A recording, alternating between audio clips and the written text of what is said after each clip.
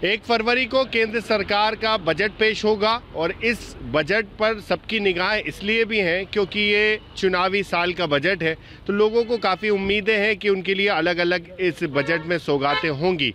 मध्य प्रदेश के कर्मचारियों की केंद्र सरकार के इस बजट से क्या कुछ उम्मीदें हैं, उनसे बात करने के लिए यहाँ पर तमाम कर्मचारी हैं, उनसे बात करते हैं। सर, केंद्र सरकार का बजट पेश होने वाला है 1 फरवरी को, आपको कितनी उम्मीदें हैं इस बजट में कि क्या होना चाहिए कर्मचारियों के लिए? ये अब चुनावी वर्ष होने से उम्मीदें तो हमारी जागती हैं, लेकिन अब सरकारें उन पर कितनी खरी उतरती हैं ये तो आने वाला समय बताएगा।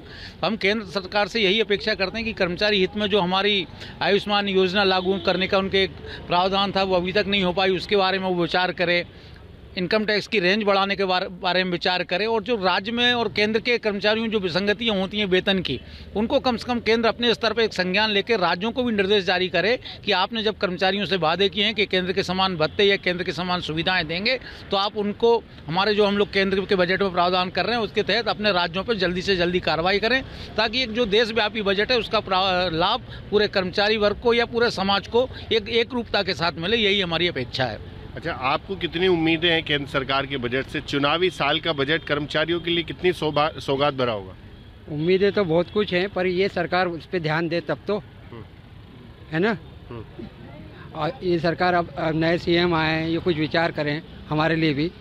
पिछला जो हो गया तो वो तो एरियर तक डूब गया हमारा, DAT ये सब भी। अब इनको नॉलेज में आना चाहिए ये वाली बातें, इतना ही कहना चाहूँगा। आप क्या सोचते हैं कर्मचारियों के हित में सरकार क्या कुछ बेहतर करे इस बार बजट में लेकर? सरकारी कर्मचारियों के पॉइंट ऑफ व्यू से तो इनकम टैक्स स्लैब का बढ़ना बहुत ज़रूरी है, और डिडक्शन वाला पार्ट है जो 80C 1.5 लाख वर्षों से है, उसको बढ़ाया नहीं जा रहा है, उसको भी बढ़ाना चाहिए।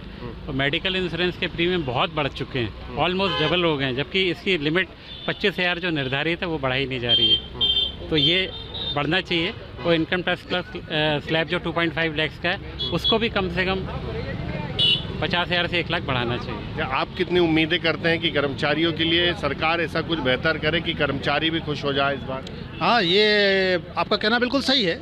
चुनावी वर्ष में सरकार को कर्मचारियों को और देश की जो बुनियादी चीज़ें हैं उनकी आवश्यकताओं की पूर्ति के लिए अपने बजट में संशोधन आवश्यक है, और उसके लिए सुविधाएं भी आवश्यक है। खासतौर से सरकारी कर्मचारियों के लिए मैं ये कहना चाहूँगा कि जो मेडिकल के लिए जो ई-गवर्नेंस के तहत ई-केस की व्यवस्था लागू कर दी जाए, ताकि स्वास्थ्य बीमा योजना पूर्ण रूप से कर्मचारियों को लाभान्वित हो।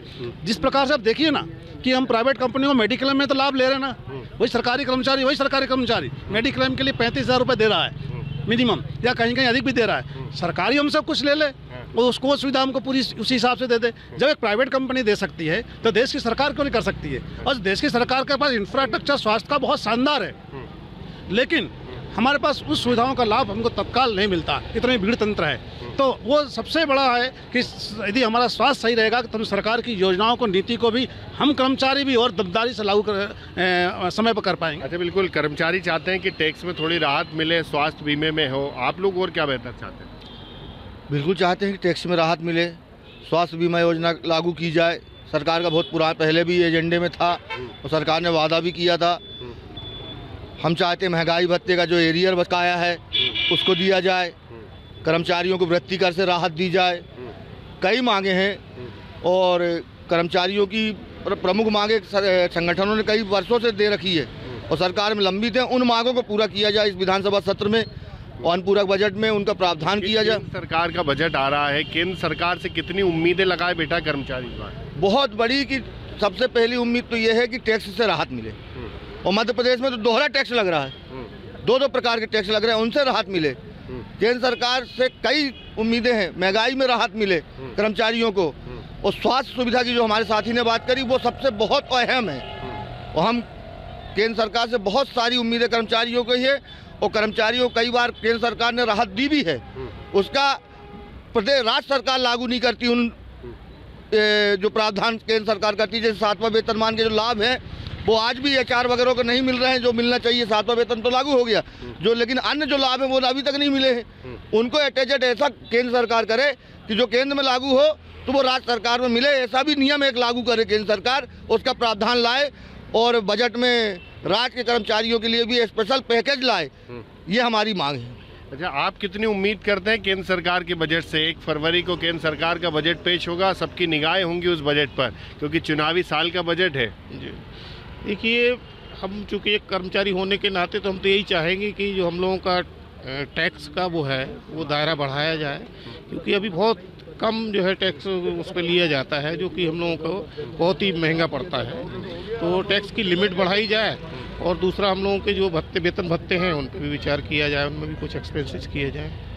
कर्मचारियों की ये मांग है कि जो उनका महंगाई भत्ता है, जो उनके अलग अलग सुविधाएं होती हैं वो समय पर मिले, और इसके साथ ही जो स्वास्थ्य बीमे की जो उनकी सुविधाएं रहती हैं वो समय पर मिल सके, और इसके अलावा जो टैक्स का जो मार्जिन रहता है, जो टैक्स का स्लैब रहता है, उसको थोड़ा सा बढ़ाया जाए, उसकी सीमा को थोड़ा बढ़ाया जाए, और केंद्र सरकार की कर्मचारियों की तरह राज्य सरकार के कर्मचारियों को भी टीए का लाभ सही समय पर मिल सके। ऐसी उम्मीदें केंद्र सरकार के बजट से मध्य प्रदेश सरकार के ये कर्मचारी कर रहे हैं। अब देखना होगा कि केंद्र सरकार का ये बजट कर्मचारियों की उम्मीदों पर कितना खरा उतरता है। भोपाल से TV9 मध्य प्रदेश छत्तीसगढ़ के लिए आमिर खान।